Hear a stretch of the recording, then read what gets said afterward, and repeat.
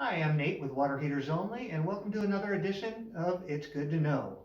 Today I want to talk a little bit about when to repair versus when to replace your water heater.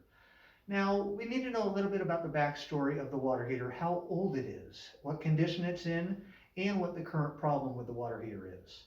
Now, there are exceptions, but generally, if a water heater is over 10 years old, we will recommend replacing that water heater.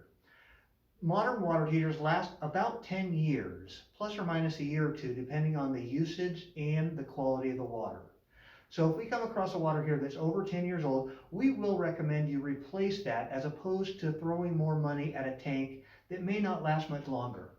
Now, one of the reasons for this is what they call an anode rod. In each tanked water heater, they have an anode rod, otherwise known as a sacrificial anode rod. And that's due to the fact that it sacrifices itself to protect the tank. It's suspended in the tank, in the water, and it's designed to attract the corrosive minerals of the water. So basically these corrosive minerals eat away, dissolve this anode rod. Once the anode rod is completely dissolved, it starts to work away at the tank. Eventually that tank will leak and it will need to be replaced. Anode rods typically last 4 to 6 years. This is one of the reasons that a standard warranty on a residential tank is a 6-year warranty. Now, we used to be able to replace these anode rods to get an extended life out of the water heater.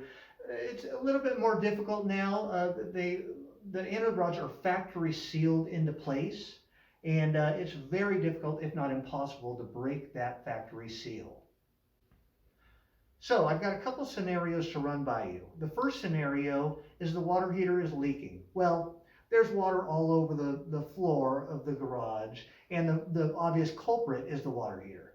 What we need to do is we need to determine where that water is originating. Is it coming from the bottom of the water heater, or is it coming from the top of the water heater?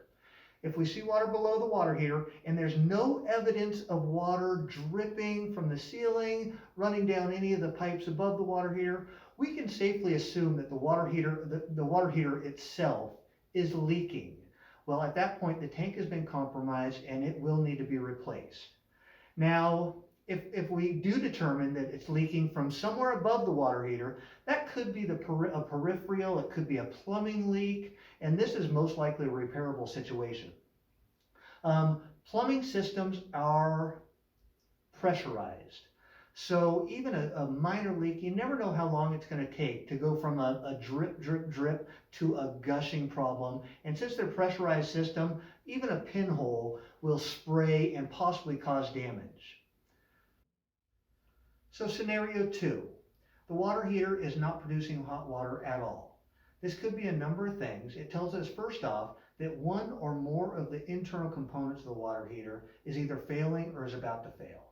Could be a pilot assembly, could be a burner, could be a gas control unit, it could be one of the safety devices, or it could be as simple as needing to clean the air intake screen.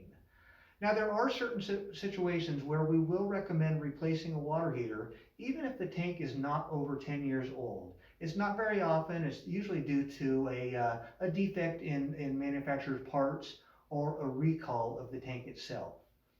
So bottom line, if we can determine that the tank itself is leaking, that tank will need to be replaced. If we can determine the water is originating from anywhere other than the tank, it's a repairable situation. Likewise, if the water heater is not producing hot water and the tank's in good condition and it's not too old, this is a repairable situation as well. So hopefully this gives you an idea of what to expect next time you come across a water heater issue. And with that, I'll say thanks for joining us, and we'll see you next time for another edition of It's Good to Know.